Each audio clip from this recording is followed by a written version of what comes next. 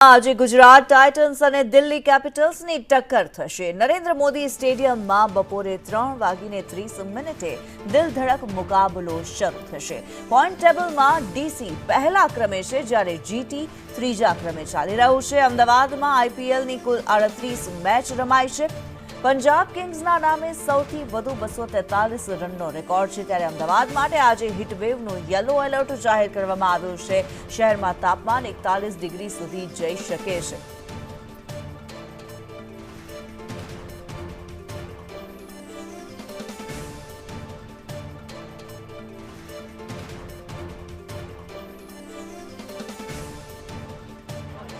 અમદાવાદના નરેન્દ્ર મોદી સ્ટેડિયમમાં આજે દિલ્હી કેપિટલ્સ અને ગુજરાત ટાઇટન્સ વચ્ચે મેચ રમાવા જઈ રહી છે અને ખરા બપોરે ગરમીની અંદર આ મેચ રમાવા જઈ રહી છે, ત્યારે મોટી સંખ્યામાં ક્રિકેટ રસિકો આ મેચ જોવા માટે ઉમટી પડ્યા છે। ભલે ગરમી હોય, પરંતુ તમામ જે ક્રિકેટ રસિકો છે તે પોતાની મેચ જોવા માટે અહીંયા પહોંચ્યા છે। કેટલાક જે નાના બાળકો છે તે પંખો લઈને પણ સાથે આવ્યા છે, જેથી કરીને મેચમાં ગરમી દરમિયાન પવન નાખી શકાય। સાથે જ તમામ જે ક્રિકેટ રસિકો છે તે ટોપી પહેરીને આવ્યા છે, જેથી કરીને ગરમી ન લાગે, લૂ ન લાગે અને તબિયત છે તે ન બગડે। આપણે કેટલાક ક્રિકેટ પ્રેમી સાથે વાત કરશું। શું કહેશો આજની મેચ વિશે, કેટલી રસપ્રદ રહેવાની છે આ મેચ? આજની મેચમાં અમે ડીસીને સપોર્ટ કરવા આવેલા છીએ। અમે વલસાડથી આવેલા છીએ અને અમને લાગે છે કે ડીસી 100% જીતવાનું છે।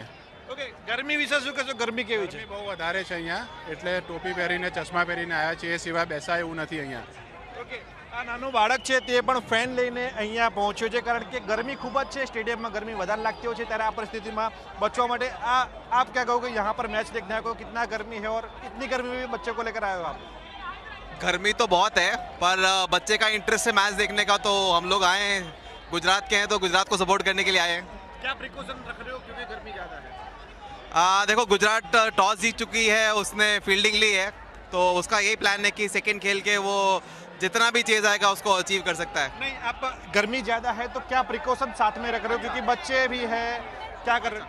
ये हम एक छोटा फैन साथ में लेके आए हैं और हम लोग कुछ आइस पैक्स भी लेके आए हैं। गर्मी होगी तो उसको करेंगे। कुछ वेट टिश्यूज़ भी लेकर आए हैं, स्वेटिंग वगैरह को क्लियर करने के लिए, ये सब है। બિલકુલ, ગરમીને જોતા તંત્ર તરફથી પણ વિશેષ તૈયારી કરવામાં આવી છે।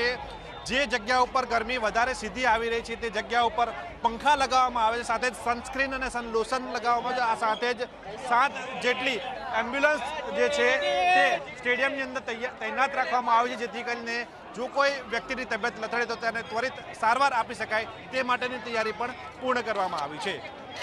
કેમેરા પર્સન કુંતલ મહેતા સાથે પ્રતિક જાદવ, સંદેશ ન્યૂઝ, અમદાવાદ।